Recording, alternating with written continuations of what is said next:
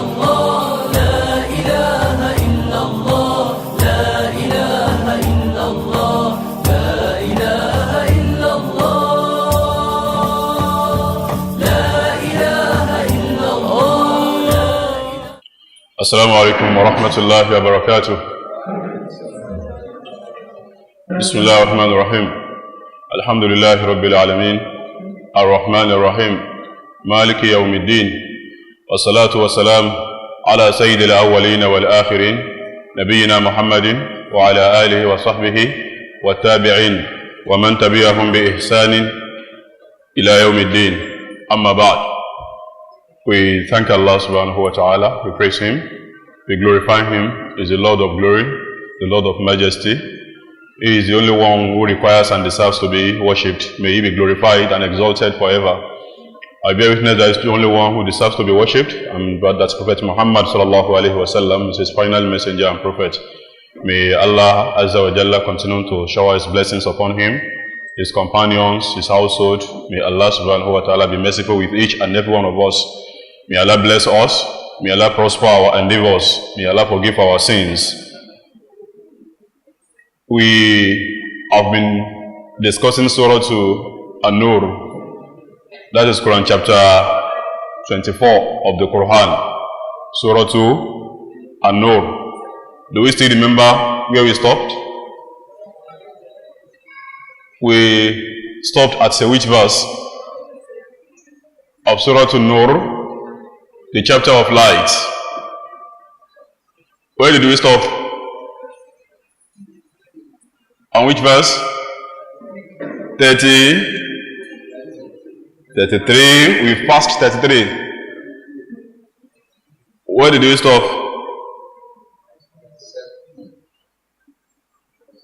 Verse 30, 37. We stopped at 36. So we were to continue from verse 37. Verse 35 is the verse of light, where Allah describes Himself to be the source of the light in this world. Then we explain that light, that's a spiritual light, and it's also physical light. Both of them are meant to guide mankind. Without the physical light,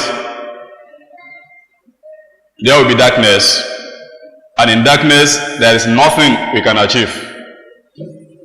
With darkness there is nothing we can achieve if there is no light. As you are here seated now, if this light is put out, definitely we won't be comfortable sitting if you are not able to see each other. We won't be able to move if there is no light. The same thing, the spiritual light is also meant to guide us and direct our ways. Without it, there won't be a prosperity here or hereafter without spiritual light. Now, verse 36, after Allah has talked about His light, both in the literal meaning of it and the allegorical meaning, verse 36 now says that fi buyutin adina Allahu an turfa'a wa yudhkara fiha ismuhu yusabbihu lahu fiha bil ghuduwi wal asal. In houses, that is masajid, which Allah has ordered to be raised, that is to be honored, and that Allah's name is remembered. Herein, glorify Allah in the mornings and in the evenings. Who glorify Allah in the mornings and the evening? Verse 37 continues that. What we take from this is, as we explained the last time we talked about this, Allah has linked or has established a link between His light and the masajid, the mosque. It means that on earth, where you can easily obtain Allah's light is the masjid. The light, which means the knowledge, the spiritual light, knowledge about Allah, and also light which comes from the blessings that Allah subhanahu wa ta'ala provides for those who come to worship in the masjid. Light of Allah can easily be obtained in the masajid, and masajid are places of light of Allah on earth. This is why masjid is referred to as Baytullah, house of Allah. It doesn't mean that Allah lives inside the masjid, but because that is the place where Allah is revered, Allah is referenced, Allah is honored, and is glorified always by all people. This is why the place is referred to as Baytullah, the house of Allah. And the best amongst these houses of Allah, the best amongst these houses of Allah are those houses, those masajid that were founded by prophets of Allah. And on earth today, which are the masajid that were founded by Allah that are still in existence? Masjidul Haram in Mecca, Masjidul Haram, Masjidul Nabawi in Medina, and Masjidul Aqsa in Jerusalem. This is why a salat that is observed in any of these three masajid is not like the salat that is observed elsewhere. Prophet Muhammad sallallahu alaihi wasallam said, "Salatun fi masjidi hada bi alfi salatin fi ma siwa illa al-masjid al-haram." A prayer that is observed in this my masjid is 1,000 times better than a prayer that is observed elsewhere, except the prayer that is offered at the Masjid al-Haram in Mecca. A prayer that is offered in Mecca, where the Kaaba is, that Masjid al-Haram, is 100,000 times better than prayer observed any other place, in another place. 100,000 times. The Masjid of the Prophet sallallahu alaihi wasallam, 1,000 times prayer observed there is 1,000 times better than the prayer observed any other place. In Jerusalem is 500. Masjid al-Aqsa, prayer that is observed there is 500 times better than the one, that is the reward it has. It's multiplied, the multiples of 500 compared to the one observed elsewhere. These are the houses of Allah. You cannot go there without coming out with ample reward from Allah Azza wa Jal, because you have gone there like a visitor, like a guest. And if you visit an important person, what happens? You'll be honored. You'll be honored before you leave. What about a person who visits the Most High, Allah? You won't come out without having been granted much honor and reward. If you have now visited him, you have gone to any of these three places, the honor that Allah confers on you is not like the honor He confers on you when you visit any other houses. Prophet Muhammad sallallahu alaihi wasallam, he used to say, "La tushaddu rihalu illa ila ahdi thalathatil masajid, masjid hada wa masjid al-haram wa masjid al-aqsa."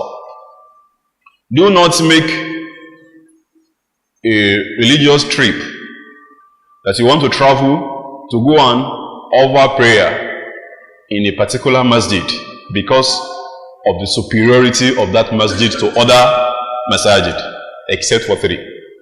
You must not go to any masjid that I want to travel to this particular masjid. Why? Because worship there is not like worship in any other masjid. You must not have that intention in traveling to any masjid or any other place, except for three places. Masjid al-Haram, the masjid of the Prophet sallallahu alaihi wasallam. You can go with the intention that I want to go and pray there because of the superiority it has over other masajid. Then the one in Mecca, the one in Jerusalem. These are the only three places. All other masajid in the world, however beautiful, however big they might be, they are equal in the sight of Allah. The reward you get depends on your intention and your preparation. Adin Allah wa turfa. Allah wants us to honor this house. I mentioned that one of the ways of honoring the masajid is when you are going there, you have to be in a state of purity. The state of purity. Prophet Muhammad sallallahu alaihi wasallam used to say, Salatu al-Jama'ah tafdulu salat al-fadhi, Salatu al-Rajul fi jama'atin tuda'afu ala salatihi fi baytihi wa fi sukihi 25 da'ifa. A prayer that is offered in the congregation in the masjid is 25 times better than the one offered alone. You see, this is another superiority for the masjid. You want to do Zuhr prayer, you do it at home, another person does it in the masjid, in the congregation. The one that does is in the masjid, that prayer we have will be rewarded 25 times compared to the one you offered alone. I mean for male Muslims. Women have different role in here. 25 times better than the one you observe at your marketplace or in your shop or at home. The Prophet now says, the reason being that when a person leaves house and he has performed ablution, he goes to the masjid. As he goes, every step he takes, he is raised in reward. He has a degree, a reward waiting for him, and a sin removed from him until he gets to the masjid. That's why when you are going to the masjid, you don't rush, you don't run. When you get there and you offer the prayer, when you are seated after the prayer, there is another virtue of the masjid that you can't obtain anywhere. If a person goes to the masjid having performed ablution right from home or right from where you may be coming from, each step you take, each of your footsteps merits a reward, and a sin is removed until you enter the masjid. When you get there and you offer the prayer and you are now seated for one reason or the other after the prayer, do you know what happens when you are seated? The Prophet ﷺ said, وَلِمَلَائِكَةُ تُصَلِّي عَلَىٰ أَحَدِكُمَا دَامَ فِي مُصَلَّاهُ الَّذِي صَلَّى فِيهِ. Angels of Allah pray for one of you when you are, as long as you remain where you have offered your prayer. As long as you remain where you have offered your prayer, and as long as you have not officiated your ablution. As long as your ablution is intact and you are there where you have offered the prayer, angels will be praying for you. What's the prayer that the angels will be saying for you? 3. Allahumma salli alayhi, Allahumma irhamhu, Allahumma ikfir lahu. Allahumma salli alayhi, Allahumma irhamhu, Allahumma ikfir lahu. This is the prayer the angels will be saying for you. Prayers of the angels are not like prayers of any other mortal, any human being. 2, it shows that there is great virtue that one has for visiting Allah in the masjid, and after the prayer, one still waits. What's the meaning of these 3 prayers? Allahumma salli alayhi, oh Allah, bless him. If we have blessings in our life, what do we really want in life if not blessings? Favors and grace. That's what sustains us. Blessings of Allah is favors, is grace. This is the prayer the angels will be making for you. Allahumma salli alayhi, oh Allah, bless him. Allahumma arhamhu, oh Allah, be merciful with him. Subhanallah. We receive Allah's mercy. You won't have his wrath. You won't have his anger. If you refuse his mercy, you will be guided. You will prosper. You will find the happiness in your endeavors, in your relationship, and what Allah has given you. The angels, those who do not offend Allah at all, they will be praying for you. Allahumma arham. That is the second prayer. Then the third one, Allahumma ikfir lahu. Oh Allah, forgive him. Allahu Akbar. The forgiveness you ask for yourself is not like the one the angels are asking for you, because they are pure beings. This is what happens. You perform your ablution right from home. You meet the prayer in the congregation. After you are done with the prayer, the time within which you wait maybe to do your adhkar, or to wait and do nafila, or like between Maghrib and Isha, you are done with Maghrib and you want to wait till the Isha, all this period. As long as you are aware you have offered your prayer, and as long as your ablution is intact, angels will continue saying this for you. Allahu Akbar. You can't get this elsewhere except in the masjid. Not only that, the Prophet ﷺ also said, "Ala adullukum ala ma yamhu Allahu bil khataya wa yarfa'u bihi darajat isbaghu al-wuduh ala al-makarih wa intidharu as-salati ba'da as-salah fadhalikum ar-ribat." Let me point to you what Allah uses to erase your evils, your sins, and to raise you high in rank. Do you want to know it? They said, "Oh, we want it, O Messenger of Allah." He said, "Isbagul wudu alal makarih." To do your ablutions perfectly, even at times when your mind may dislike it. There are certain times when our minds dislike to perform ablution. You know these periods? There are certain times our minds dislike ablution. You may like it, but your mind will not. When you now force yourself, you now do the ablution perfectly, Allah raises you in rank. Not only that, Allah removes your sins. Like when there is cold, when you are feeling dizzy, sleepy, you want to sleep. But you are tired, and you want to gain the benefits of performing ablution before you go to bed. These are some of the occasions when ablutions may be difficult for you, and you have great reward in them. Allah raises you high in rank. When you perform ablution and you go to bed, all your sleep is considered for you as worship. Everybody must go to bed while you are in a state of ablution, a state of purity. Even if you are off salat, you still perform ablution as you go to bed, since it's not meant to observe prayer. Even if you are in a state of janaba, the Prophet ﷺ said, don't sleep even if you are in a state of janaba until you have performed ablution. You are in a state of janaba, you have sexual relations, and you feel like you want to delay your bathing till morning or till before dawn.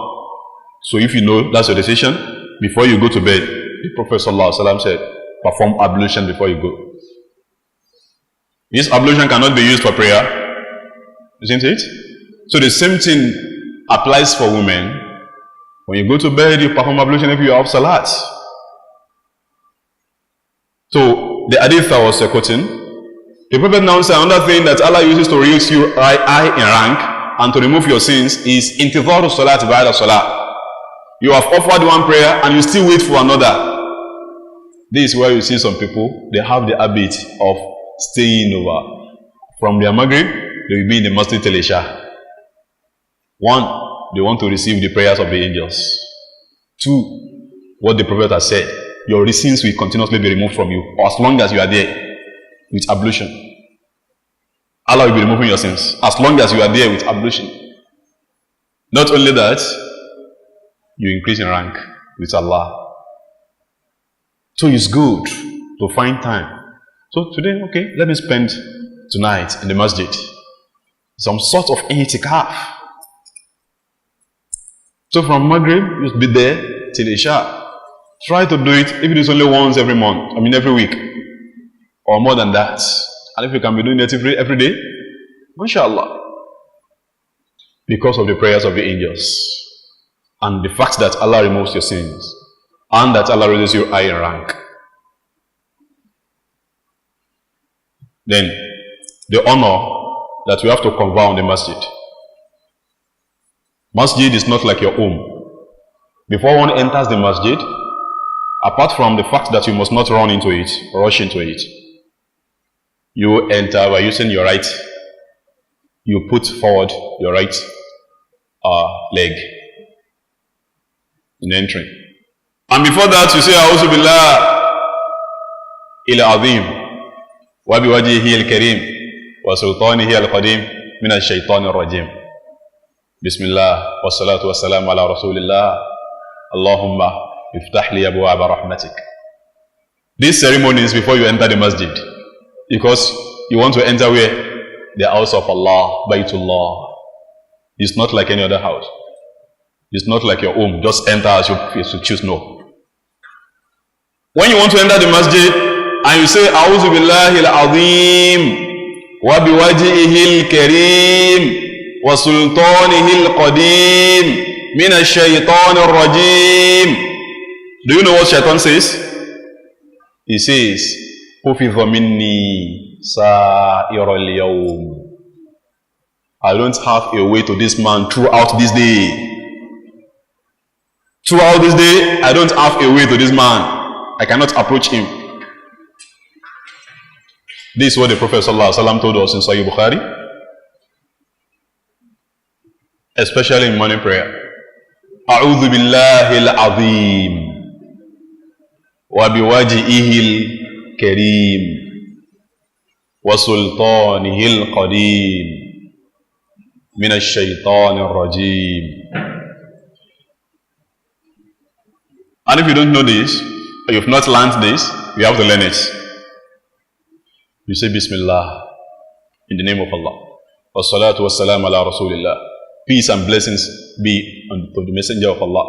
Allahumma, O Allah, iftahli abwaaba rahmatik. Open for me the doors of your mercy. Because you want to enter Baytullah, the house of Allah. You know you can't enter, you should not just go there without coming out with something. Coming out with something about your dunya or about your akhirah. Before you step in, this is what you say. Bismillah wassalatu wassalamu ala rasulillah. Allahumma iftahli abwaaba rahmatik.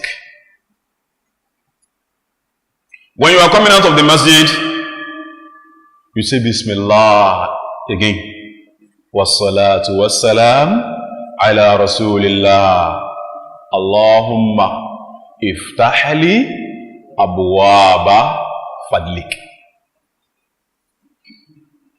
In entering, you say Allahumma iftahli abwaaba rahmatik. In leaving, Allahumma iftahli abwaaba fadlik. Or Allahumma inni as'aluka min fadlik. O Allah, open for me the doors of your grace, the doors of your favors.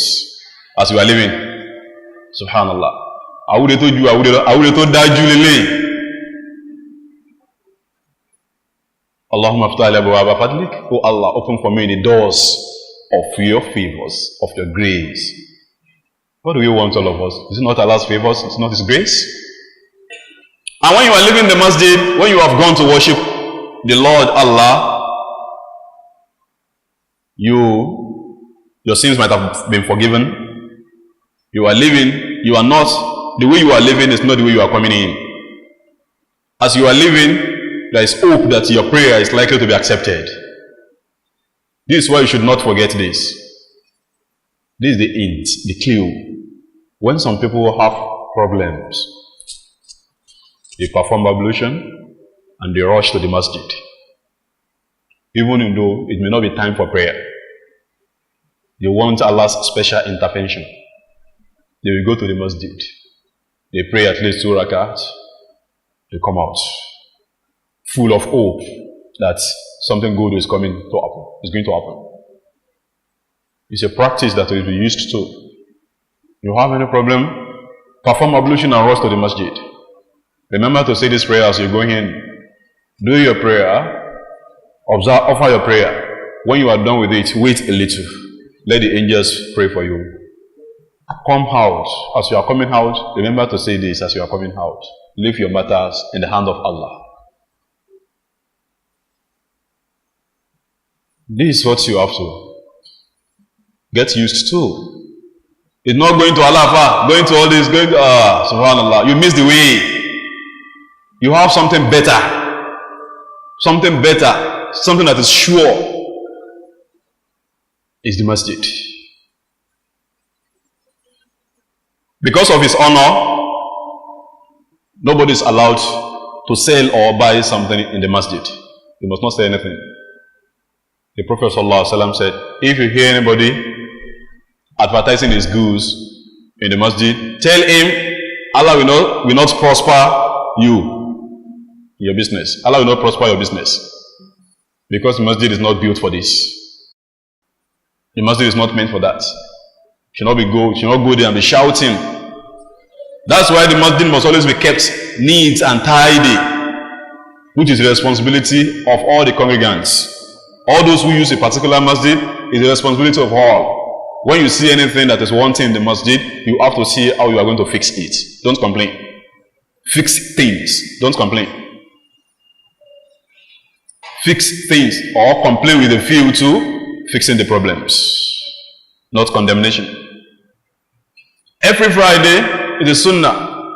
If you can provide incense for the masjid, perfume, so that people smell good fragrance as they come to the masjid. Part of the honor of the masjid, when you are coming, you must not have eaten raw onion or garlic.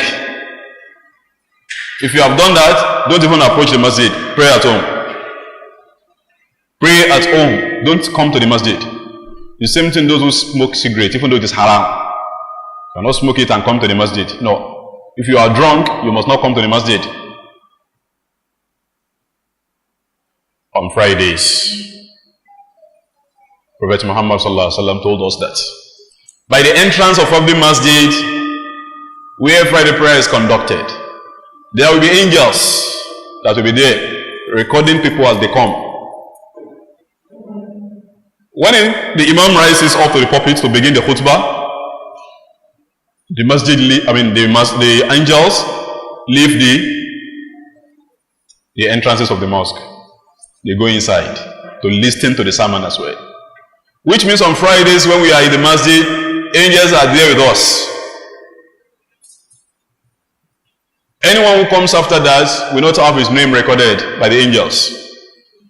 Like a person who goes to school late, you enter your class, after all you came too, but the register had been taken before you came. You came too, but you don't have the reward for those who came earlier. The same thing applies to those who come earlier to the masjid. Great reward. And the Prophet ﷺ also told us something. He said, إِذَا قال الإمام غير المغضوب عليهم ولا الضالين فقولوا آمين فإنه من وافق تأمينه تأمين الملائكة غفر له ما تقدم من ذنبه. When you are behind the Imam praying, and the Imam gets to غير المغضوب عليهم ولا الضالين فقولوا آمين. All of you should say Ameen. Why? إنه من وافق تأمينه تأمين الملائكة غفر له ما تقدم من ذنبه. Anyone whose army and that of an angel coincides, all his past sins will be forgiven. He will have all his past sins removed. If your army and the army of the angels coincide, that's what Allah is going to do. This is another virtue. Why? Because of the presence of the angels. Pure beings. You can see the greatness of the masjid. So we say Ameen. When we are praying behind the Imam, we should not forget to say this.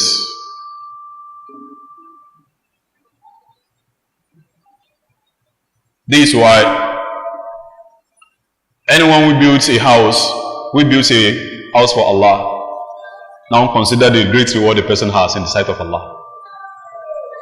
Let's have a legacy. One of the best legacies we may have is a masjid in which Allah's name will be mentioned forever. It's a legacy. Look at your town, look at your village, look at your neighborhood. Can you single-handedly build a mosque there? Or try to complete one that has not been completed? Or you rally other Muslims around, you bring them together and say, let's build a masjid. One of the best ways to spend our money, if Allah has blessed you, is try to have a masjid where Allah's name will be remembered. Prophet Muhammad sallallahu alaihi wasallam said, "Man bana lillahi masjidan yudhkaru fi asmullah yabtaghi bihi wajha Allah, bana Allahu lahu mithlahu fil jannah." Anyone who builds a masjid for the sake of Allah, for the sake of Allah, that's the intention. A masjid in which Allah's name is praised, is mentioned, not the one you build in your house, which is always locked. Allah's name may be mentioned there too, but it's not like the one which is meant for the public. Allah builds like the one you have built for him. You are going to have the same in Jannah. This is why when you have built a masjid, it's no longer your property. You can't convert it, you can't inherit it, your children can't inherit it. When you have built a masjid and you have opened the door for the Muslims to be praying there, even the appointment of the imam is not your right. It's the right of the believers, the community. You look for the criteria to appoint the imam there. If one is late, you cannot be buried there, because nobody is allowed to be buried in the masjid. Not in front or at the back or in front or right or left. No, nobody must be buried in the masjid. Masjid cannot be inherited. When you have built one, right away to the effect that this is no longer part of my properties, Allah's. Unless your children be aware. Or you place the masjid under one Islamic organization. Or wherever you have Sharia courts, you place it under the Sharia court. It's for Allah, forever and ever. Now, look at each time people come into the masjid. Look at each time the angels come to visit the masjid. Look at each time people recite the Quran in the masjid. Forever. Subhanallah. If you are no more, it's as if you are still living. And that's the best thing for us to do. Kaku, kawaku, kasitsunku. Kinyaku, ko isunku. You are no more living, but you are still living through your deeds. Because of your legacy you left behind. You are no more, and you are still as if you are still living. You are not cut off completely from the world. That's the best way to live this world. Leave a legacy. Leave a legacy. Apart from legacy of raising righteous children. Because that's the best thing. Having righteous children. All the good deeds they do, you have the share of their reward. Because you gave birth to them and you brought them help Islamically. Have a legacy. We are all going to die. But the best thing is, when you die, you have traces. Good traces. You have things that you have left behind from which you can also earn rewards after your death. Let's think about this. But we should avoid Masjidul Dirar. Masjidu Ad-Dirar. What is known as Masjidul Dirar? Allah talks about Masjidul Dirar in the Quran. That is Quran chapter 9, verse 107. وَالَّذِينَ اتَّخَذُوا مَسْجِدًا ضِرَارًا وَكُفْرًا وَتَفْرِيقًا بَيْنَ الْمُؤْمِنِينَ وَإِرْصَادًا لِمَنْ حَارَبَ اللَّهَ وَرَسُولَهُ وَلَا يَحْلِفُنَّ إِنْ أَرَدْنَا إِلَّا الْحُسْنَى وَاللَّهُ يَشْهَدُ إِنَّهُمْ لَكَاذِبُونَ. Verse 107 and 8. Verse 107 and 8 of Surat At-Tawbah, Quran chapter 9. Verse 318, Allah says, "La takum fihi abada." You must never pray in that masjid. Which masjid? Ussisa la masjid ussisa la taqwa min hawayil yawmin ahaqqu an taquma fi. The masjid that was built upon the pleasure of Allah and piety is the one that you have to pray there. But the first one, don't pray there because it was meant to do what? To divide the Muslims. Any masjid which is meant to divide the Muslims, the community, you must not pray there. Masalasi yote. Masalasi yote. You don't pray there. and you must not build one. You won't have any reward. In fact, as long as the mosque is used, you are going to incur Allah's wrath, because you have divided the Muslims. And sometimes we have problem of leadership, problem of imamship, problem of money. Yeah, and let us start our own masjid. If you cannot, now start another one. This one is not full yet. You start another one because of what? Enmity. You must not bring your weaknesses into the religion of Allah. Because today we are allowing our weaknesses to define the religion. We allow our weaknesses to define the religion. We are dividing ourselves based on just, desires. Not for Allah's sake. Any masjid which is built in order to divide the Muslims, which is built with bad intention, that is the masjid that is known as Masjidu Dirar. Dirari. Masjidu ad-Dirar. Surat At-Tawbah, Quran chapter 9, verse 107 and 108. So be careful. If you want Allah's reward, don't say, no, I will just start my own. No. Do we have one already? Let's come together. See how we are going to maintain this one. Allah knows your intention. You can use your money and build your own elsewhere. You can build your own elsewhere. It's not compulsory you build it, or it's not compulsory you have your name written on it. See, it's not. You should not even let people know if you want to do it. You may not let people know about it. But that's the problem. You want people to know about it, that you are the one who sponsored, who did everything. That's the intention is not pure. Let your intention be pure. In Allah Ta'ala tayyibun la yaqbalu illa tayyiba. Allah is pure. He does not accept anything except what is pure. What is purely done for him, that's what he accepts. The intention matters. You may do something great, but because you have bad intention, you may not have any reward. And sometimes a person may do something small, but the intention is good. He has reward more than you because of good intention. And when the masjid is built, the masjid is supposed to serve as the second agent of Islamic socialization. Masjid is not meant to just for you to pray and come out. No.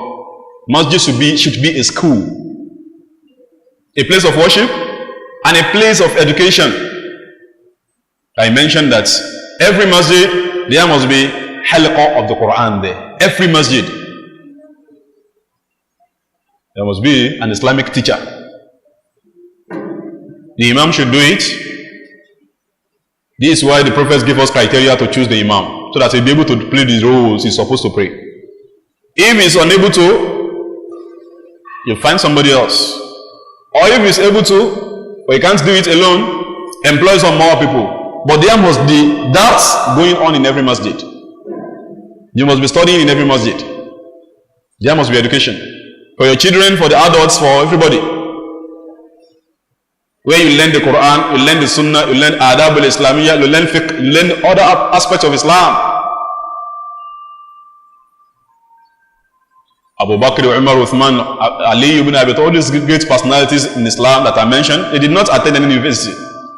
Their university was the masjid of Rasulullah sallallahu alaihi wasallam. That was their university. The masjid of Prophet Muhammad sallallahu alaihi wasallam. So if you have any masjid, please, this is a plan you must have. It begins from the Imam who is going to edit. One thing is to have the facility, another thing is for facility to be used for what it's meant for. If you have facility, you don't have proper manpower, it will not serve its purpose. Don't focus on facility. Oh, this masjid must be like this, must be like this, that will be this, that will be this. Look at those who are going to man it. Who are the manpower that you want to use? Who are the resource persons that you are going to use? If you have a masjid very small like this, not like a school, small like this, but you have very good people, qualified people to teach, you see the resource. So that's manpower is very important. The faculty you are going to use, not only the facility. Pay attention more on the faculty as well as the facility. There must be dars in every masjid. The dua that we make every day in the masjid is not part of our deen. Every morning, dua, like 10 minutes between Maghrib and Isha. Every day, dua. It's not part of the masjid. I mean, it's not part of the religion. Sufi circles, zikri, kubra, wasifa in the masjid is haram. Haram. You must not hold any wasifa in the masjid. Congregational prayer, congregational zikri is not allowed in Islam. Everybody sits together. That's okay. Let's say la ilaha illallah 100 times.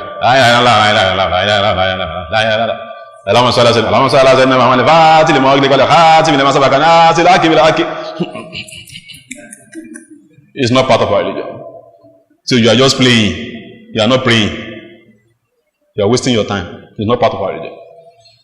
But to have a circle of knowledge, Prophet Muhammad sallallahu alaihi wasallam used to say, "Majtama'a qawmun fi baytin min buyutillah yatluna kitab Allah wa yatadarasunahu fima bainahum illa nazalat alayhim as-sakinah wa ghashiyatuhum ar-rahmah wa haffathum al-malaika wa dhakarahum Allah fi man 'indah." Majtama'a qawmun fi baytin min buyutillah. A group of people will not gather in one of the houses of Allah. This is another virtue. They may gather elsewhere, but if they have gathered in one of the houses of Allah, yatluna kitab Allah, reading the book of Allah. Are they reading together? We are going to see the next part of the hadith. Yatluna kitab Allah, reading the book of Allah. A group of people reading the book of Allah. The Prophet did not stop there, because he may say, let's come together once every month. We read the whole of the Quran once every month. So you be reading the Quran that has 30 parts.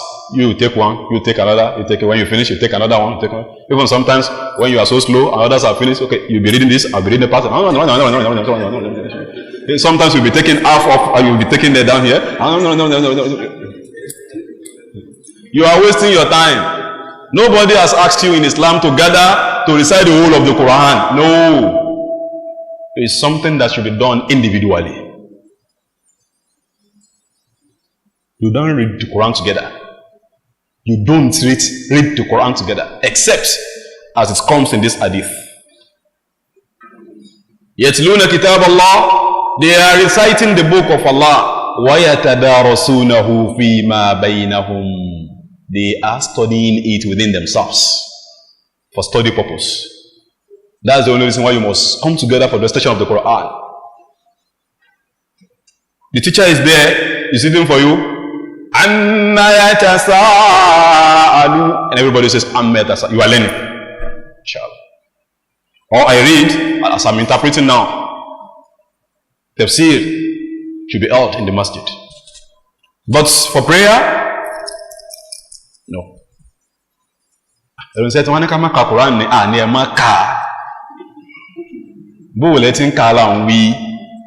because are you saying you should not read the Quran? No.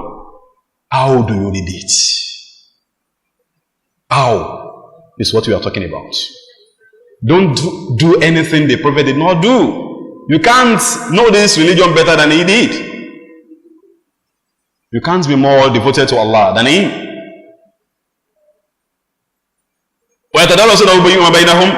They are in the house, one of the houses of Allah. They are reciting the book of Allah in the house of Allah. Allahu Akbar. Reading the book of Allah in the house of Allah, studying it within themselves, teaching one another. What happens when you are in such a gathering? Not gathering of wasifa, not ailala, not kubra. For that one, no reward. It's even haram to be heard in the masjid, because the Prophet did not do it. And you are dishonoring the house of Allah when you bring wasifa into it. Disturbing people who come to pray to serve Allah. According to Sunnah, you are doing bid'ah, you are disturbing them.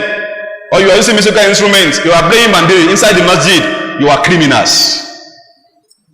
Bandiri inside the masjid, Drum beating inside the masjid is haram. Some people do it at night. Disturbing people, people will not be able to sleep. What's that? You won't get any reward. You will even incur Allah's wrath. It's Allah's wrath. Nuisance. You are causing nuisance. Noise pollution in the name of Allah is blasphemy. Noise pollution in the name of Allah is blasphemy. You are not doing this to get any reward. When you are like this, I'm reading the hadith, reading the book of Allah. In the house of Allah, you are teaching one another the book of Allah. What happens to you? 3 things happen. Illa nazalat alayhim as-sakina. Sakina will descend upon them. What is sakina? Some people bear sakina. Tarunja sakina be kini to mo ko re. Sakina. What's the meaning of sakina? Tranquility. Ifokabale. Tranquility will descend upon them. That is one. Illa nazalat alayhim as-sakina wa ghashiyatuhum ar-rahmah. Allah's mercy will envelop them. Allah's mercy will envelop them. That is the second. Tranquility, mercy. Wa haffathum al-malaika. Angels will surround them. So when you are studying, it's good to be close knitted, to be close to each other, not scattered. Angels will surround them. Haffathum al-malaika. It doesn't end there. There are 4 things. وَذَكَرَهُمُ اللَّهُ فِي مَنْ عِنْدَهُ. Allah mentions them. Each of them Allah mentions in the presence of those who are with him. Oh, that is Radwan Jami. Oh, that is so. That is so and so. That is Allah mentions them one after the other. Allahu Akbar. This is a great thing. What qualifies you to have this honor of being surrounded by angels, enveloped by Allah's mercy, and you have tranquility in your midst, and Allah mentions you. What qualifies you to have this honor? Because you are in one of the houses of Allah, studying the book of Allah in a group.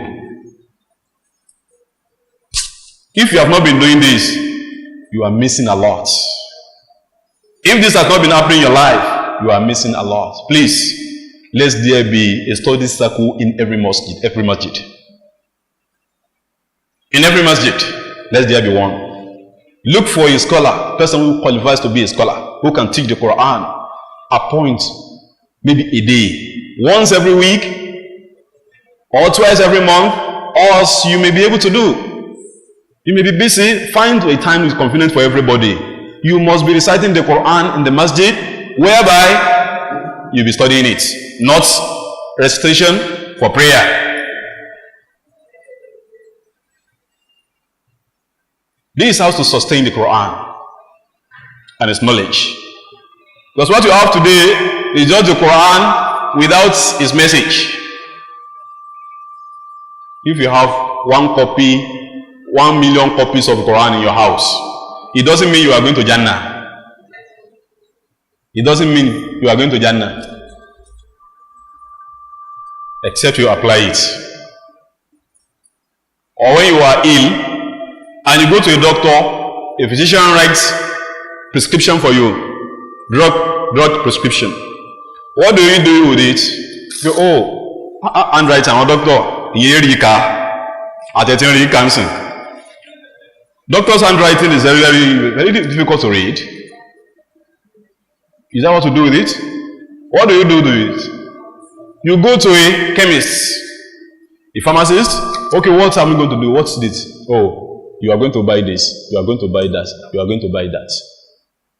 After having bought the drugs, what do you do with them? You use them. That's when you will be open in what? In the result. Removal of your diseases and your illness. The same thing goes with the Quran. It's like a doctor's prescription. You are now reading it. Mashallah. You don't know it. Kinani Oshi, only that, being that this one is the word of Allah, the Quran is a slice of divinity. There is nothing on earth that is divine except the Quran. It's a slice of divinity. Everything you can see, everything you can touch, think about is a creation of Allah. This Quran you are having is the only thing that is in our midst which is not a creation. The Quran alone. So for that virtue alone, when you recite it, whether you understand what you recite or not, you have 10 rewards for every letter. 10 rewards for every letter, because it came from Allah. It's not like the speech of any mortal. So when you have it, the next thing is to know what it contains. Then you apply it. That is when the Quran can serve the purpose it is meant to serve. And if Allah is no samawati wal ard, the light of the heavens and the heart, and Allah says this light should be found in the masjid, it means that the Quran must always be studied in the masjid. This is why the Prophet said that hadith, wallahu alam. When you are in the house of Allah, reciting the book of Allah, studying it within yourselves, these are the 4 things that Allah does for you. It means that we should always have that habit of studying the book of Allah in the bait of Allah, in the house of Allah.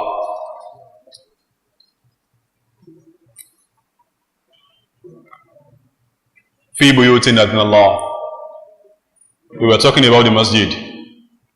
Adin Allah an turfa wa yudhkara fiha ismu yusabbihu lahu fiha bil ghuduwi wal asal. In it, they glorify Allah in the mornings and the evenings. In the mornings and in the evenings.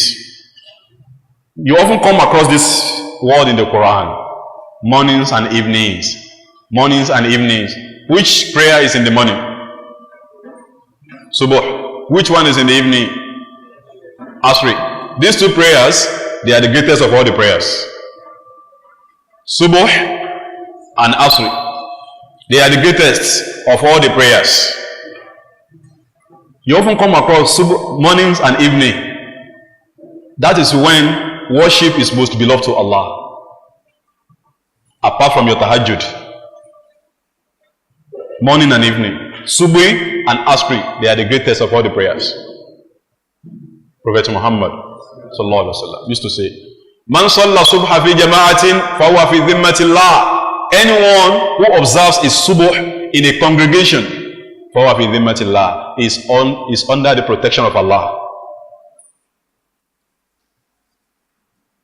Special protection from Allah. Apart from that, the number of angels in Subi prayer is not comparable to any other prayer except Asri. Quran says it. Inna Quran al-Fajr kana mashhuda. Salatul Subuh is witnessed by angels. Allah says it. When you don't come from congregational prayer, you miss Subuh in Jama'ah, you are missing a lot. Please, let's endeavor to make sure we observe our Subuh prayer in the congregation in the masjid.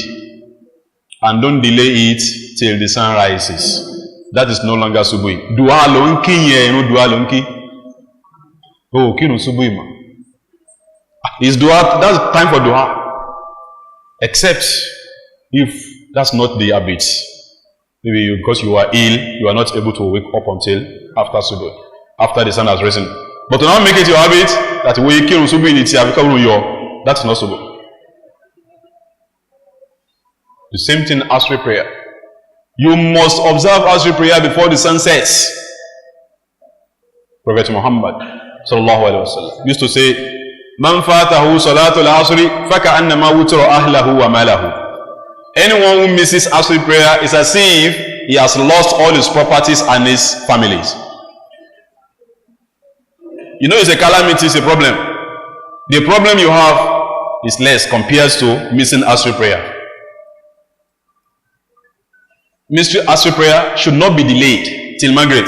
You don't have any reason to delay Asri till Maghrib except for two. One, sleep. Two, forgetfulness. These are the only two reasons available for you. Even if you are ill, sickness is not an excuse to delay prayer. It's not an excuse. What you have, religious concession you have when you are ill, is that if you can't stand, you sit. You make gestures. You can't sit, you lie down. Face wherever you are able to face. And because I'm traveling, travel is not an excuse to abandon prayer. If the driver will not wait for you, do it as you are there inside the vehicle or inside the aeroplane. You have to do it. No water, ablution. You find sand. No water, no sand, pray like that. You just must remember Allah. As a traveler, you can even combine Zuri and Asri, and you shorten both of them to two. You have a lot of facilities. You just must pray at the time appointed for it, not the time you choose for it. But for Asri prayer, you must not delay it till Maghrib. In fact, one hadith says, anyone man taraka salat al-asri faqad habita amaluhu. Anyone who abandons Asri prayer, all his deeds will be nullified. Scholars have talked about this at length. How is one's deeds going to be nullified because you miss Asri prayer? According to Imam Ibn Qayyim rahmatullahi alayhi, he said that means all the good deeds that person has done for that day, you now miss Asri prayer, you don't have reward for any. It will be cancelled. All your good deeds for that day will be cancelled because you miss Asri prayer. Go and check up that hadith. Whoever abandons Asri prayer, his deeds will be nullified. Don't miss it. You don't have any reason except two: sleep and forgetfulness.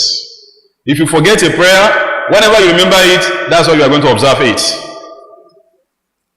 So, 3 days ago I forgot I didn't do my zuhr. You now remember now. You stand up now, you perform ablution, you do the zuhr now and come back. That's how you are going to do. Don't delay Subuhi prayer. Don't delay Asri prayer. These were the first prayers that were established in Islam. Before 5 daily prayers, it was Subuhi and Asri prayer that the Prophet used to do. In fact, many companions of the Prophet did not know 5 daily prayers. They did not know it. They did not hear about them. What they knew was only Subuhi and Asri in the early stage of Islam. Before the Prophet now did his night ascension and the 5 daily prayers were now given to him. These were the prayers in Islam. Subuhi and Asri. Don't miss Subuhi prayer. Don't miss Asri prayer. May Allah assist us all. Allah says, رِجَالٌ لَا تُلْئِهِمْ تِجَارَةٌ وَلَا بَيْعٌ عَنْ ذِكْرِ اللَّهِ وَإِقَامِ الصَّلَاةِ وَإِيتَاءِ الزَّكَاةِ يَخَافُونَ يَوْمًا تَتَقَلَّبُ فِيهِ الْقُلُوبُ وَالْأَبْصَارُ. Men whom neither trade nor sale diverts from the remembrance of Allah with heart and tongue, nor from performing salat, nor from giving zakat. They fear a day when hearts and eyes will be overturned, that is out of horror. They have their own vocations. They have their own professions. They have ambitions. Yet, that does not stop them from remembering Allah. These are the great people in the sight of Allah. We are bound to be doing 2 things in our life. The first is what we met people doing when we came. And we are going to leave them doing it when we are gone. That's the first. The second one is what we are here to do. What we are on earth to do. The first one, we met people going to school, going for work, getting married, eating, drinking, sleeping. That's how we met people when we came. And when you are leaving too, that's how you are going to leave them. But the other thing you must do in this world is what we have come here to do. What are we if you come here to do? Are you like animals? No, we aren't.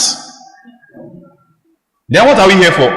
If life is nothing but eating, drinking, going to school, going for work, sleep, and death, how would you be different from animals?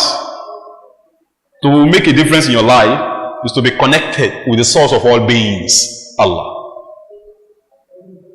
Great people in the sight of Allah, they have their jobs, they have their work, they have their businesses, they have their trades, they have many they are engaged to, yet they don't forget Allah, they remember Allah. When it is time, they leave the world, they mind their business, because that's their real business. Your real business is Akhirah, where you are going to spend your eternity. That's your real business. What we met people doing when we came is the secondary goal of life. What we are here to do, that's the primary goal of life. What you met people doing when you came, that's the means of life. What you are here to do, that is the purpose of life. Don't make your purpose, your means, your purpose of life. That's what many people are doing. That's what many people are doing. You see them at work, working from morning till evening. Working ni ọ̀rọ̀ là ń sọ yìí. Iṣẹ́ yìí pọ̀, ọ̀wá ń sọ̀rọ̀ ọ̀run.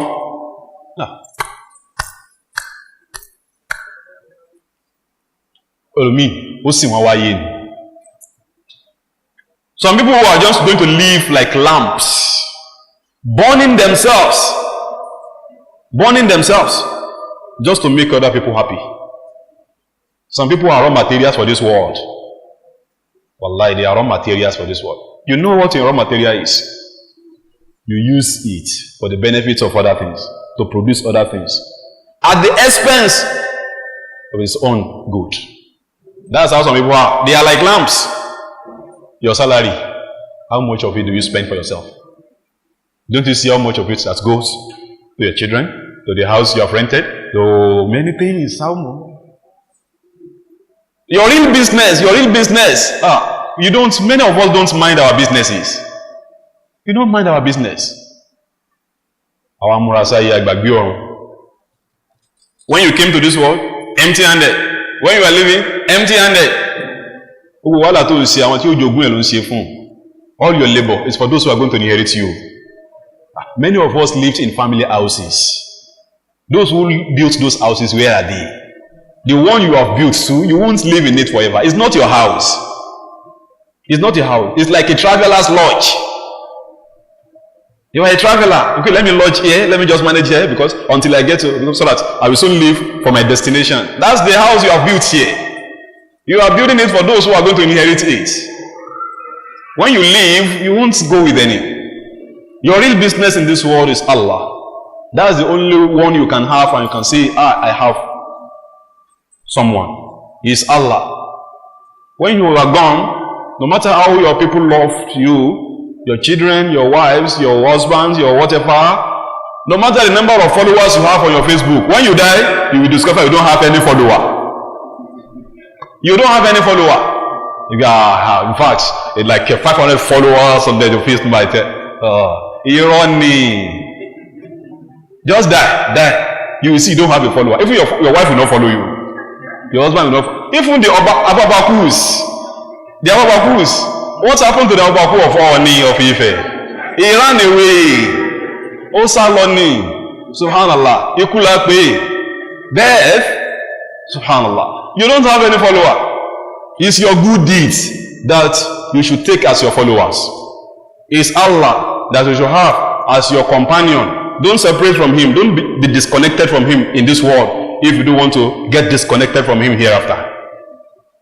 If you disconnect yourself from Allah here, you'll be disconnected from His mercy when you will need Him most. After death. Be His companion. Let Him be your companion here. Let your good deeds be your followers. Particularly your salats. La tulihim tijaratun wala bay'un an dhikrillah. Trade nor sale diverts them, their businesses, their work, their offices, do not prevent them from the remembrance of Allah. Find a place in your office. If you know you cannot go out for one reason or the other, and that's not done every day, instead of missing the prayer, have a prayer mat somewhere in your office. When it is time, as you go to a bathroom, after you will break for breakfast or for lunch. Break for salat too. Make time for your lunch. time you pray your prayer, how long will it take you? Within 10 minutes, you are done.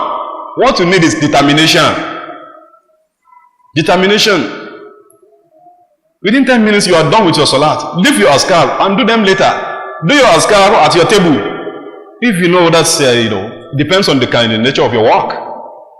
But don't miss salah because of dunya. Allah has not demanded for too much from us.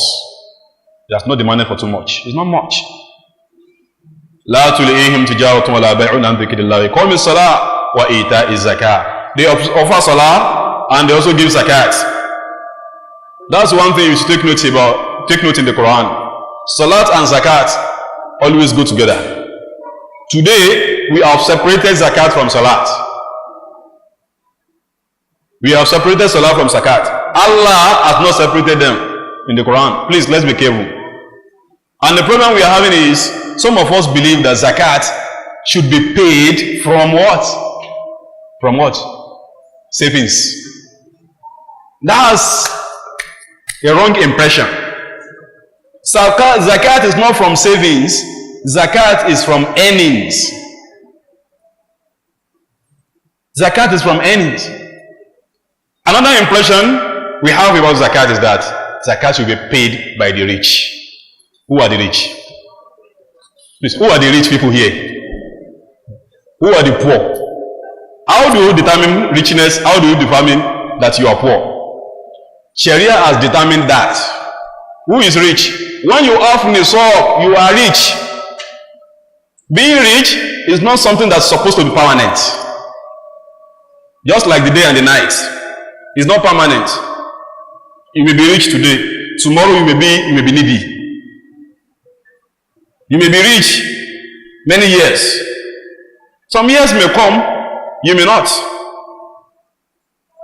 It's from earnings, not from savings.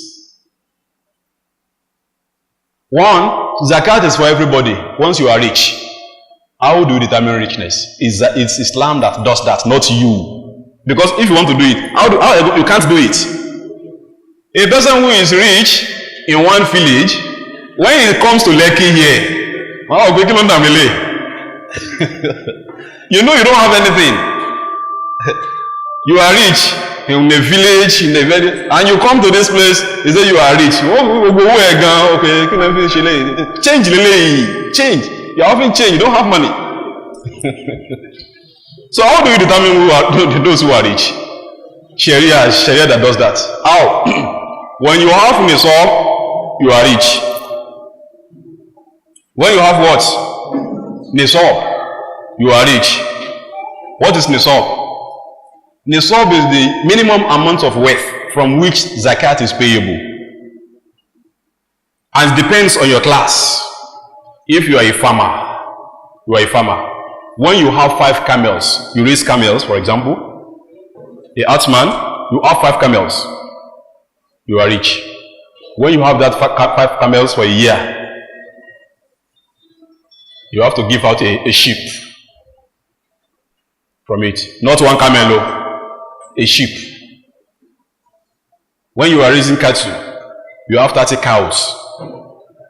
30 cows. You are going to pay your zakat after a year. If you are a farmer, you grow crops, you grow grains, for example. When the time you harvest your crops, if it is more than 600 kilograms, some would say 612, just more than 600 kilograms. After threshing it, what you realize is more than 600 kilograms, you are rich. You give out 10% of it. 1/10. If it is naturally irrigated. If it's through artificial irrigation, you give out 5% of it. 1/20.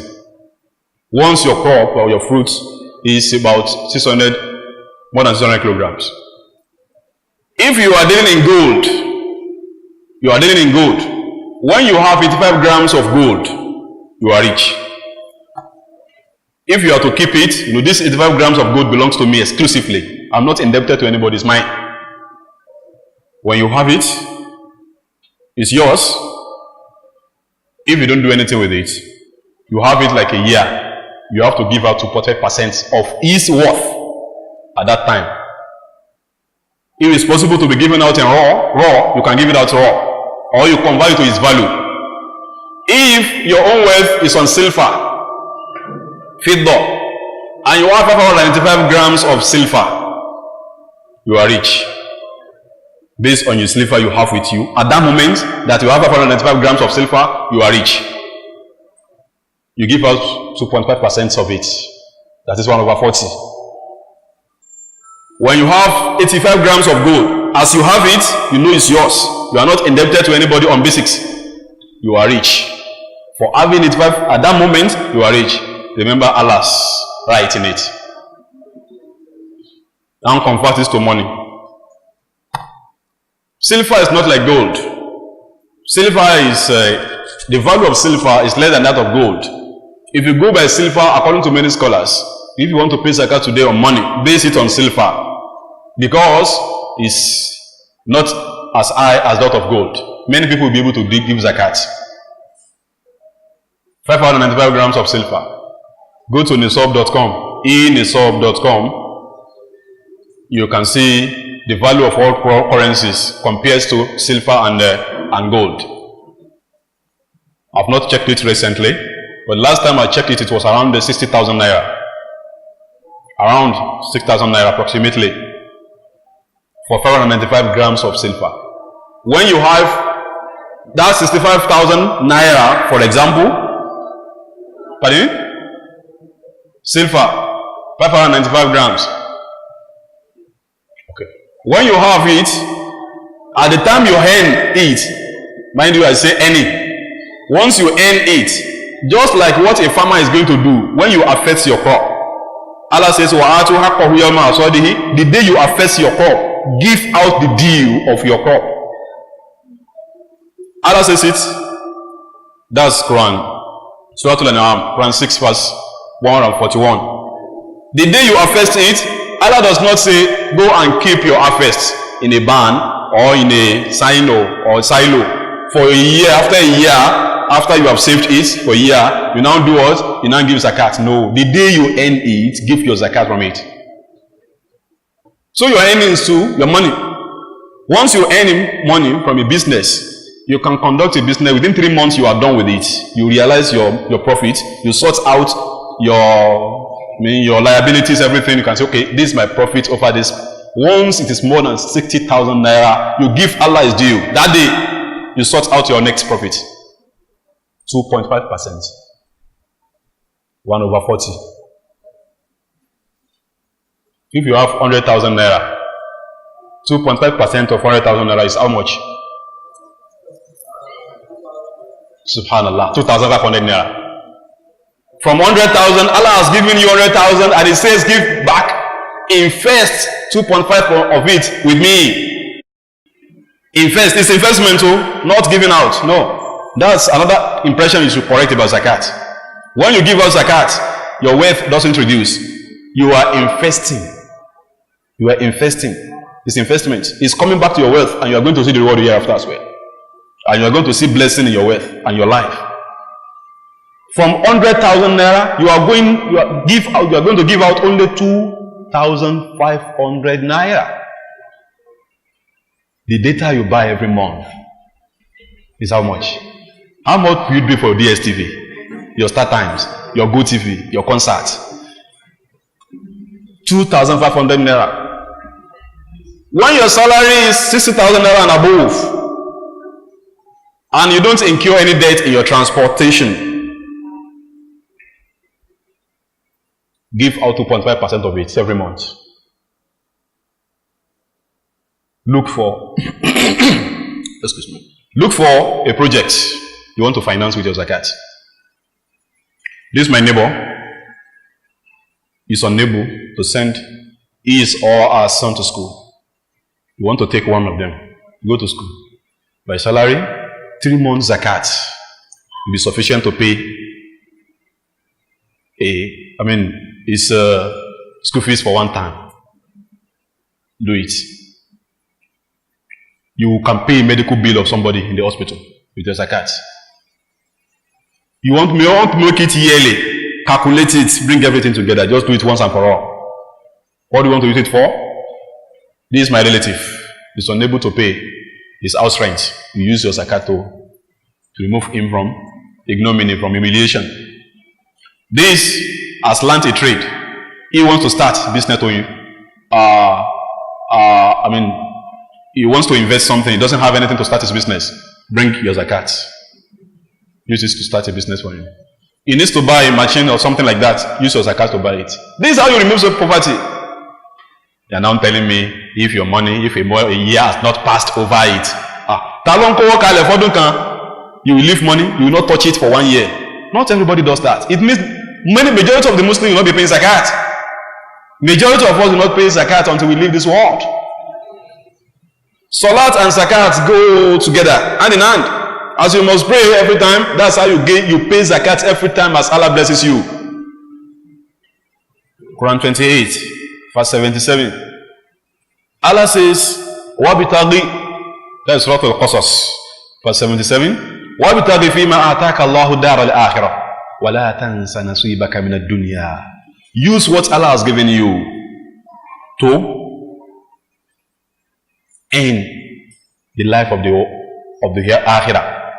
وَلَا تَنْسَ نَصِيبَكَ مِنَ الدُّنْيا. Don't forget your own rightful portion in this world. وَأَحْسِنْ كَمَا أَحْسَنَ اللَّهُ إِلَيْكَ. Be good as Allah is good to you. So your zakat is as Allah gives you, that's how you are going to give back to the society. As Allah gives you, that's how you are going to give back to the servants of Allah who gave you the money. You're earning. You may be a freelance worker, you may be a contractor. When you are done with a contract, okay, let me sort out my liabilities. Okay, this is my net profit. Once you have it, more than 60,000 naira, or as the case may be, the day you sort it out, that's the day you are going to pay your zakat. Not that you are going to keep the money for a year until, no, somebody is dying. Somebody is dying. Some people are there dying in the hospital right now because they need money to buy some drugs and they are unable to. And you will be keeping your own money for 1 year. It's only wealth that cannot grow except after a year that zakat will be paid on yearly. Like, what's the gestation period of a camel? Gestation period of a camel is 10 months. So when you are raising camels, it means before you can have increase on it, it will be after a year. So it's on these things that says yearly zakat is based. The same thing on the agricultural produce. In most cases, we farm annual crops. So in most cases, you can only pay zakat once from agriculture. So some people now think that this will now be generalized. It's not generalized. لا تلهيهم تجارة ولا بيع عن ذكر الله إقام الصلاة وإيتاء الزكاة. صلاة and zakat. يخافون يوما تتقلب فيه القلوب والأبصار. They fear the hereafter. That's why they are devoted to their worship. Verse 38. Allah says, ليجزيهم الله أحسن ما عملوا ويزيدهم من فضله والله يرزق من يشاء بغير حساب.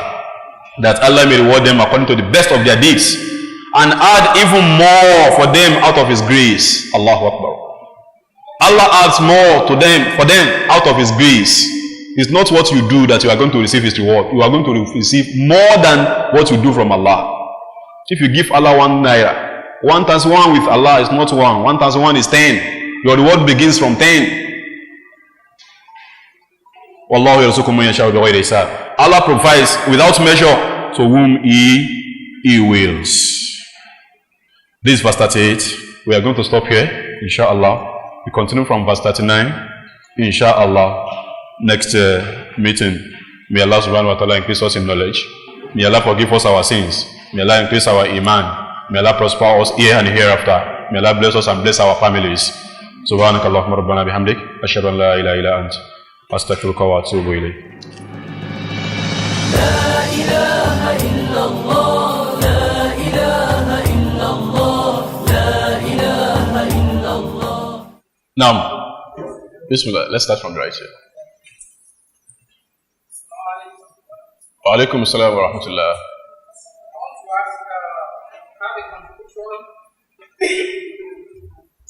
contribution, short contribution, and question. My contribution is just based on my experience. When I really yearn for something that maybe I want to achieve this in life, maybe get a car. After getting it, I get to realize that it's as if I didn't observe. I didn't have anything. Or maybe building a house. I want to build a house. After several years of planning for it, on getting to the house, it assumes I have nothing. So I now realize that everything in life is just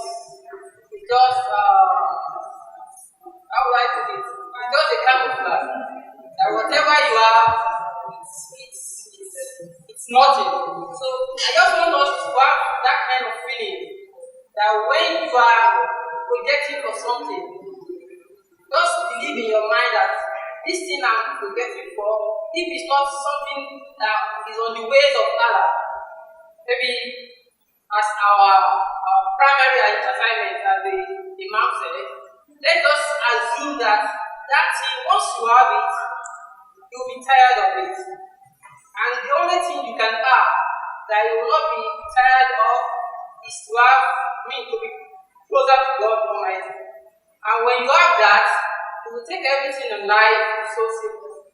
That mere doing, you'll be fearing Allah. That's my conclusion. Then the question, let us if someone earns 100,000 a month, as we said, on zakat. And when you calculate it, it's like 2,500 for the zakat. Supposing someone now seems, assuming within it that this 2,005 is too small for the person I want to give to, and you give more than it. Is it on the ways of Allah? Wa alaikum assalam wa rahmatullahi wa barakatuh. Jazakallah khairah for your contribution. About the question, if you want to give zakat and you feel like, alhamdulillah, Allah has blessed me, I can give more than that, there is no problem. The real part of it is zakat, will be zakat. The other part will be sadaqah, charity, and Allah is going to reward you for that. Now,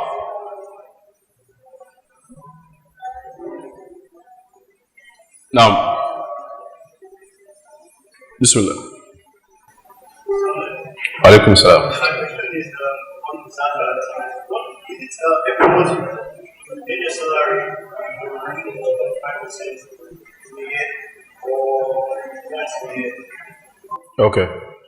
Once, okay. It's a must we pray much prayer before sun. When you slept and you woke up around 10, and you pray much prayer,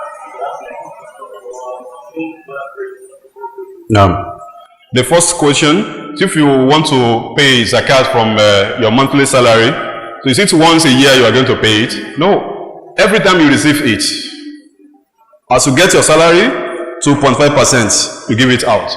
The next month, as you get it, 2.5% of it you remove it. Each time you get, every month. And if you have other businesses, as you earn your profit from it, your dividend from it, as you get it, you sort it out, it's more than the nisab, you also give out 2.5% of it.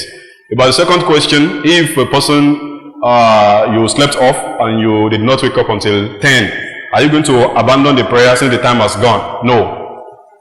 So the Prophet ﷺ said, "Man nasiya salatan aw nama anha falyusalliha idha dhakaraha." Anyone who sleeps off when the prayer is being observed or you forget a prayer, observe it when you wake up or when you remember. So as one wakes up, you observe the prayer, even if it's 10, even if it's 11, you observe it, but you should try to control that habit so that it will not be done regularly. Now, okay, now. Wa alaikum assalam wa rahmatullah. So I think that is going to comprehensively address the issue of zakat. I always think after a year that I have to pay zakat, and after I've spent, I think I have to whatever is there. So I think we really need to take that as a topic and address it progress so that I can understand how to pay at that time. And then secondly, you mentioned that praying in the mosque, apart from Salat, all these congregational prayers together with other people is not really part of Islam. So my question is, how do I really learn how to do it on my own if I haven't seen it practice in the mosque? For some of us who grew up with our parents doing to aside with them, we are used to okay, 100 life like Allah, 100 life.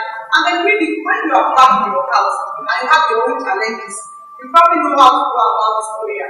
So if I come to them and they don't do with that, and then when I have my challenges, how do I go about my private life if I'm not been taught by the mosque on how to go about it?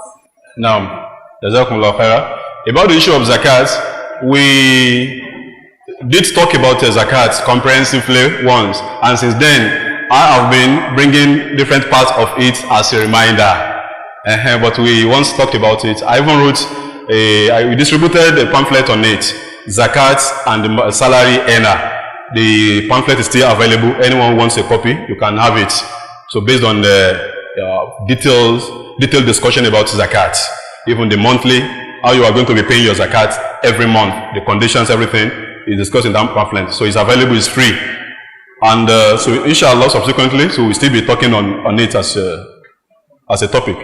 Then the praying in the mosque. We say that the only prayer that can be done in a congregation in the masjid is the one that has been established in Sunnah, like the 5 daily prayers. Taraweeh in Ramadan. That's all. No other prayer must be done in the congregation in any of Allah's masjid. 5 daily prayers, Taraweeh in Ramadan. After that, no other congregational prayer should be held in the masjid of Allah. Shafi and Witiri, in some masajid, Shafi and Witiri, they do it in congregation every day. They are having 6 daily prayers, them, not 5. It's against Sunnah. It's only in Ramadan you can do that. A special tahajjud for last Sunday of the month, first Sunday of the month, special tahajjud by some Islamic organization is not right. If you want to say just to encourage people, why don't you sit them down? Are we not encouraging one another now? Many of us have learned here, alhamdulillah, and you are practicing it, and we don't necessarily start any bid'ah before you learn it. And prayer that is supplication in a congregation, in the masjid or outside masjid is not allowed in Islam. Maybe you come together. Maybe we are relatives. Every year we remember the day our father passed on. So as children of the father, we now come together. We now pray for our father. We read the whole of the Quran. It has to be individual practice. Or you sit together. La ilaha illallah 100 times. La ilaha illallah, la ilaha illallah, la ilaha illallah. Ya Latif 12,000. Ya Latif, ya Latif, ya Latif, ya Latif. Or you sit together, Allah, Allah, Allah, Allah, Allah, Allah. Some people even ask you to stand up. Astaghfirullah, Allah, Astaghfirullah, Allah, Astaghfirullah. You are playing. Wallah, you are not praying. You are praying, you are playing. It's not part of the religion. Now, how are we going to learn? How are we going to know? What are we going to do? Assuming we have problems, what are we exactly going to do? What we need is just seek for Islamic education. Seek Islamic education.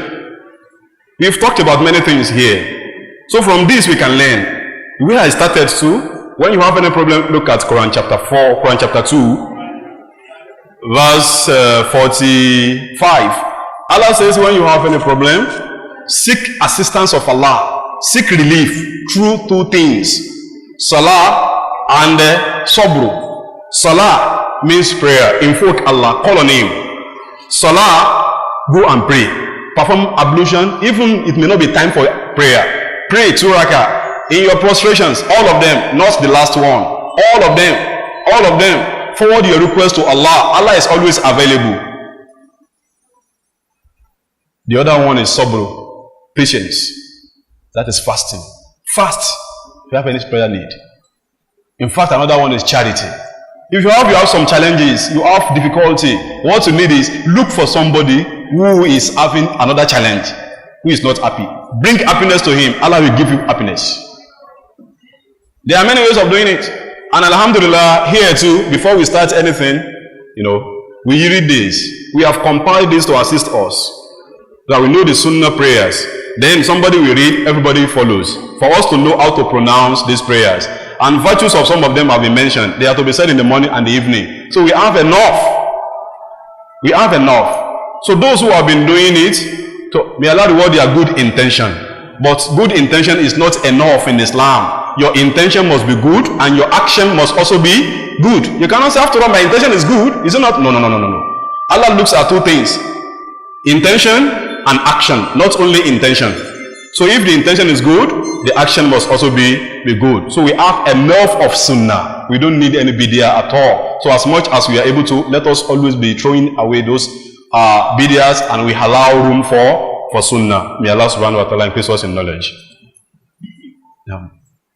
Okay, sorry. Now, he has been raising up his hands since. Alaikum salam.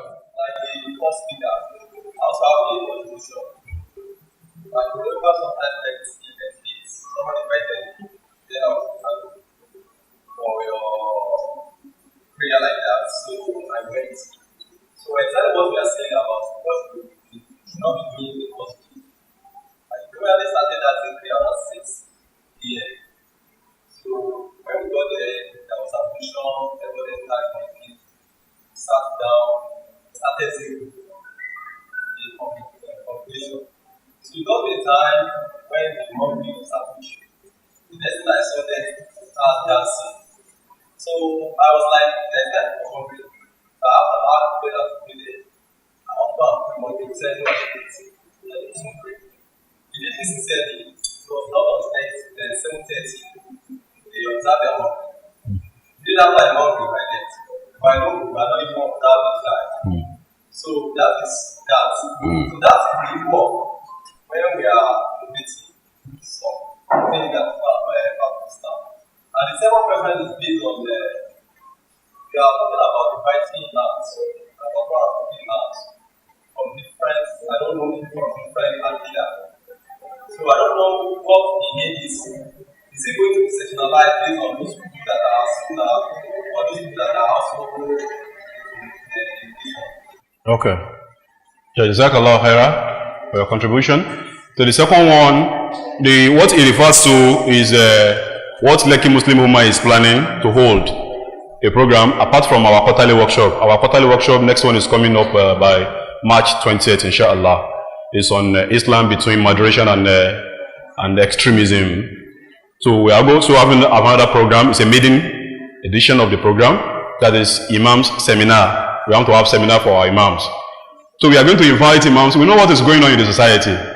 If these Imams are not properly orientated, I think we don't have. We are going to continue with the mess we are into. So they need the orientation. These imams. So it's going to be spread. We are not going to target sunnah those who are on sunnah who already understand it. So it's going to be for everybody.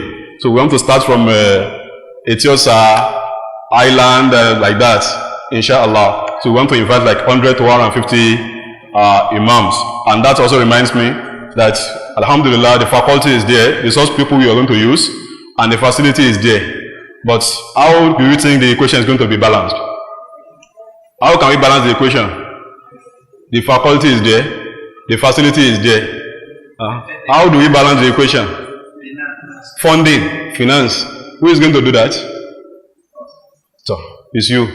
So if you want us to do it, it's you. Our budget is more than 500,000. So if you want to give anything to support us, we see on the notice board there, you see Lekki Muslim Ummah Dawah account. This way we are going to post your money. So you may write a check for us in the name of Lekki Muslim Ummah, then Dawah in bracket. It's for Dawah purpose. Please, let's support us. May Allah subhanahu wa ta'ala assist us. That one is going to take place March the 2nd of May.